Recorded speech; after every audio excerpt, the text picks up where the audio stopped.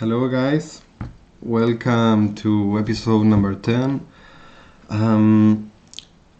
To be honest, now it's like I can finally understand why I'm doing the stream, and with all this study about high-tech, our culture, the people and music, I think I found a way to finally contribute something that is not only music and not only just people playing and staring at the camera.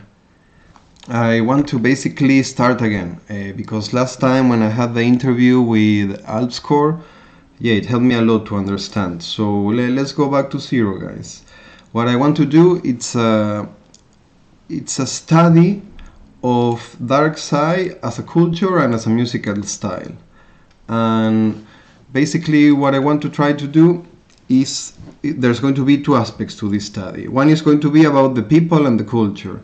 So for me, the best way actually is to do this stream, because in this way we are connected to you, which is our audience, and also we can bring artists that have founded or been influential for the style, and in that way it's going to be more easy to get an idea of what the style is, why does it sound like it sounds, and it's very important to meet the people behind the music and in the dance floor. So that's the first aspect, culture.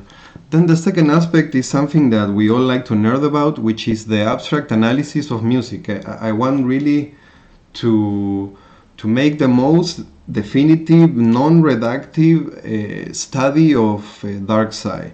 Of course, for this, I'm going to consider darkside as the mother of all what is high-tech, forest, psycho, and any other little subgenre. I'm going to consider the normal classical tradition of Goa trance to psychedelic trance, and then darkside. And we are going to use darkside as the general definition for all these smaller styles. So, okay, then to move on. Last time we analyzed Psychor, but I want to go again to my definition of darkside, so we are a little more organized. Darkside is very important that we say again that it came out as a political stance against what was happening with music in the beginning of Goa trance. Around early 2000s, music started to change all around the world, technology started to change all around the world, and a new generation of people came in the scene. And these people felt, like I said last time, these people felt that psychedelic realms are not perfect, are not always beautiful, and that you always have to go through darkness to get to enlightenment. So that was the idea of darkside, not just to freak out people and to make the most evil music possible. It was really about defining a new way of showing what is psychedelic music and what is psychedelic trance. So that's very important. In the beginning, I would say that, for example, all the people that make up the darkside scene were really the most freaky travelers and quite extreme, intense people that were already known as characters in the scene anyways. So it really came as the underground of an already underground movement, and I think that's the most interesting part. That's why I want to do the interviews, because it was definitely the most pirate crazy combination of people possible. And okay, now we can slowly go to what is high tech. Like, we already know that darkside came with this intention to make music more darker, more psychedelic, more intense. But back in that day, there was not so much BPM difference between the styles. When it first started, music was around 140s, the maximum, 148 was usual. But then that's why I'm so happy today that we have haiku, because slowly we had this new generation that came, listening to the first releases of Parvati, and they had already lived the 90s and had some metal influence and had some dark music influence from industrial, IDM and other experimental styles. So So yeah, the dark side comes around early 2000s, and then slowly we have high tech, which would become one of the most powerful forces to take this music all around the world, and especially now in younger people. I would say it is definitely the biggest scene inside the dark side. Probably is one that also got more commercial at this point, but let's go back to the beginning to know how that started. So we had Darkside, early 2000s. We had Parvati Records slowly releasing what would be very, very fundamental and influential albums. You know, for example, what was the VA, Voices of Madness, between Psychotic Micro and Nasak Syndrome. If you talk with many of the dark side and high tech influencers, many of them have an influence of this time of what was for me the most metal influence album at this point, with these Voices of Madness of Parvati Records. And then we had the first album of Kinsasa also. We had like pretty much all the elements in Parvati Records already of what would become Forest on one side and high tech on the other. So yeah, respect to Parvati forever for that as well. But okay, something happened. Something happened and music started to change. You know, we went for more groovy music to suddenly things like Haiko, Cosmo, the second album of Kinsasa in 2007, if I'm not mistaken. So yeah, like 2004 or 5, High Cosmos album is done. And the album is out, and I would say that pretty much cements what we all know as the first wave of high tech. There is infinite debates, and we have all seen them around on internet on who was the first, who did it the best.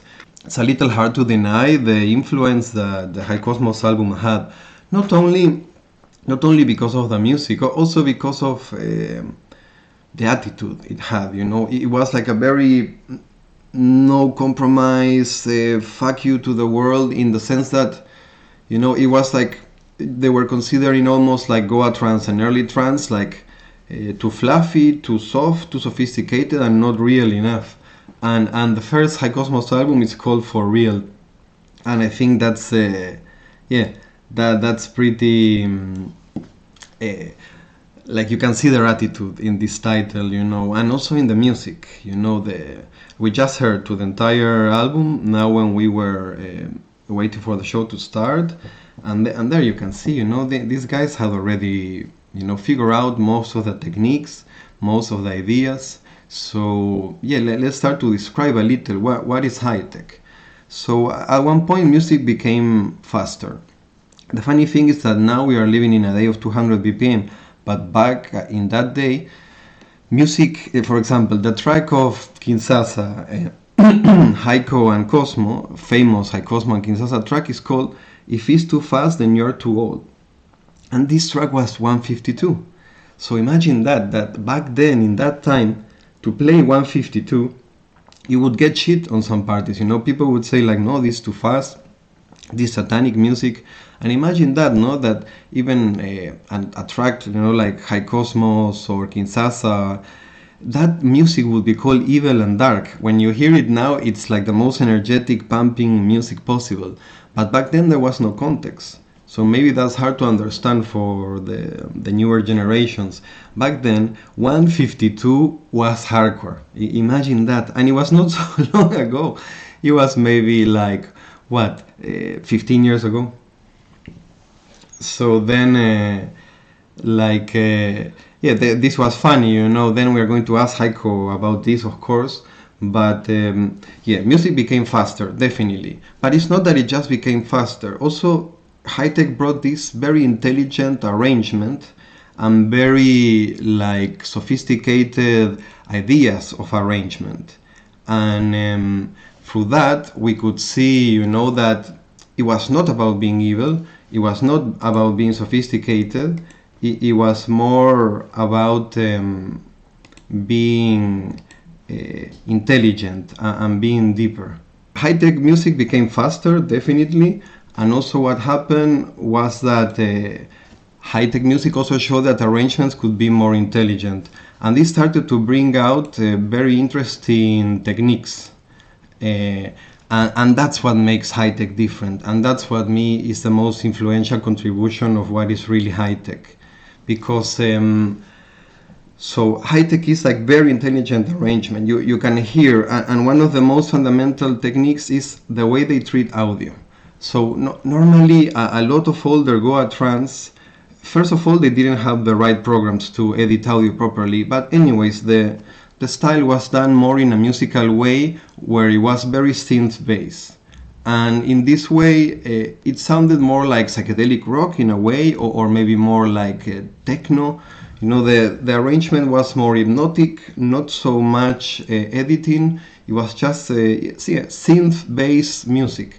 And with high-tech, we get the introduction of this idea of like a puzzle, you know, like a puzzle arrangement where you can, you know, use basically many random sounds to slowly construct like a ever-growing pyramid, as Kashik defined it once we talked, of intensity. So maybe what I would like to do is go a little bit now, since we're talking about the music. I want to go to the hypercube, and I want to try to place what is high-tech. So, alright guys, so this is the darkside hypercube. Basically it's 3 axes, as you can see my explanation. One is BPM, the other one is about intensity, so it goes from organic to glitchy, and the other one goes from what is bright music to dark music. So this means basically that we are treating with 3 axes. Lately I've been thinking that I might add a 4th axis that would be in this corner that there is nothing here basically, and this axis could go from minimal to more complex. So yeah, I have to think more about it because it will be another way to define it. But alright, just to go a little more slower but with high-tech. So basically where we would place high-tech. First of all, we know that high-tech, at least from its beginning, it's over 150s, and it can go to 200 and even more, we all know that. But let's say that we could place it more around in the middle, like from 150s to 180s, most of high-tech. So we know we are here. And then we know that it's quite glitchy in general, high-tech. So then we will be here, like we will be floating in the air in this diagram, but we will know also that high-tech is a little more bright in general. It's not about being so dark, it's not about being so atmospheric, so we can say that high-tech is somewhere here.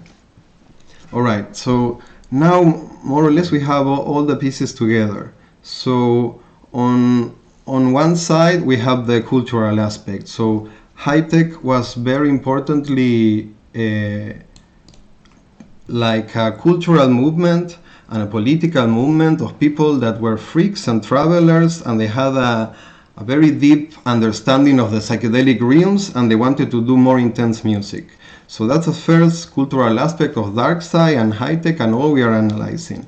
Now when we go more closer to high-tech, we for sure need to analyze the work of Cosmo and Heiko and Kinsasa, which for sure for me these are the people that like invented at least many of the techniques that would be used and influenced all around. Of course there is people before that was influential, like Psychotic Micro, Asak Syndrome, Terminator, like all the work of Solo, Parasense. Of course Tchaikovsky is part of all this work too, but we all know that Tchaikovsky is more experimental. So for right now that we're just talking about high-tech, we should stay together in that, you know, that we are talking about the first wave of high-tech. We are talking about the first moments it existed, and I would say that in the first wave, at least, what was Heiko and Cosmo and Kinsasa, the style was not so melodic. It was more about an intelligent arrangement of glitchy, complicated tracks on top of a serious killer bass line, which also that made a very big difference with Darkside. High-tech started to sound better. The production level of Heiko, Kinsas, and Cosmo really raised the bar for everyone, and also set like a standard basically. So there, yeah, we have both aspects. Now we have the culture, which, you know, these people had like a deep commitment to do psychedelic intense music and to keep experimenting. And then we have what they found in their research, which is all the musical techniques that would, influence high-tech forever, which is cutting up audio. Instead of using a synthesizer, you render it to audio, and then you start to mishmash every part of this melody or lead or whatever, and you recreate a new sound. So basically, this was what high-tech is, like glitch intelligent arrangements over a little more faster BPM music with less focus on the like spiritual and atmospheric side of trance. It was more about the energetic, intense, electrifying side of trance. So yeah, there we have more or less our definition, of what would be the two aspects, what makes high tech, what kind of people and what kind of styles as well. And we all know, of course, this is just the first wave of high tech. Heiko, Cosmo, Kinshasa, and then there was a second wave, which was all the people that were younger and listened to these guys. And for example, there it's very hard not to mention what Furious did, which for me was one of my favorite artists in that time. The Uncanny Beats album in Insomnia of Furious, it's like clearly, released in the top of what was high tech at that time. Also there was Cosmo's second album, Acoustical Pollution, as well, that was like mind-bending. There was tracks with Awesome there as well. There was compilations like Peace for the Wicked that also were like fundamental for the style. And so yeah, the first wave is okay, Heiko, Cosmo, Kinshasa. Second wave is Furious, Virtuanoids, Will-O-Wisp. Here there is many, because the style got so big that we would kind of need to go through each area and find where was the influence. Kashik, Kashik in Mexico, Audiopathic, even though they were making music before, when they got connected to Cosmo, Heiko, also there was a big influence. It's like the style spread all around. The style really spread all around, and it was really Heiko and Cosmo mostly traveling through Brazil, through India, through all Latin America as well, Mexico, Leo as well, being in Goa. All of these people slowly started to spread it. And then the second wave came, which was maybe just people at home. There was not these travelers and these freaks. It was younger people that maybe met them somewhere in the travel, or maybe they were just at home freaking out and listening to the music. So this was very interesting because it opened to the world. And there I would say that in the second wave, we start to see more different styles of high-tech. Before it was not so melodic. Before it was definitely more rhythmic and intense and energetic. And with the second wave, we start to see some people, mixing a little of everything, and what is the early psychcore as well, because Tchaikovsky in 2008, 2007, for example, in his second album, The Budet, there's many moments that is high-tech, but then immediately turns into something that was very new, that at that time it was just him maybe doing it, and it would become absolutely different. Sick also, for example, thank you, Marcos. Sick for me was one of the most interesting people that took some elements of high-tech and moved them into some hybrid style that would become Greek as well. So the second wave of high-tech is huge. It's most of the artists that we listen now. Of course, there is some people less influenced by it, and there is more people that got influenced. Also, it depends on the friendships, on where these people would travel or would play and where would they meet. And yeah, second wave is huge, and I would say, we are still feeling it in a way. And the third wave, then I would say that at least musically, it is like, okay, if we go 1 second back to, okay, let me explain the third wave and we go back to the hypercube. So the third wave for me, which is something that in my article I'm still missing, is third wave, almost no melodic. Second wave, more atmospheric, maybe more melodic. Third wave, then we had something that was like what happened with Crazy Astronaut, what happened with Oxydaxy, but not just to name them as to single them out, but because they were very influential. And for sure they started a trend more that started to bring elements from like cross-genre, you know, breakcore, EDM in a way. For sure it became more pop, more bright. For sure it started to be more melodical. So that third wave, I would say, is like the latest of high tech, which we are still feeling it. We start sometimes even seeing, you know, someone that used to make more dark music maybe starts to make it more like to the bright side of high tech. You know, some people consider in the world of dark side that, yeah, you know, like some high tech can be almost like full on, and it also gets super criticized, and maybe that's one of the most controversial and polemic aspects of the new of the new wave, you know. Like some people can say it's more commercial, some people can say it's more I don't know, less psychedelic, you know, especially when there is these battles between psychcore and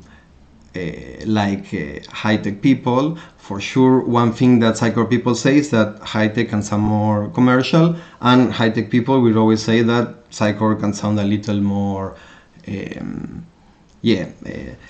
more badly produced, you know. That's the most typical like comments.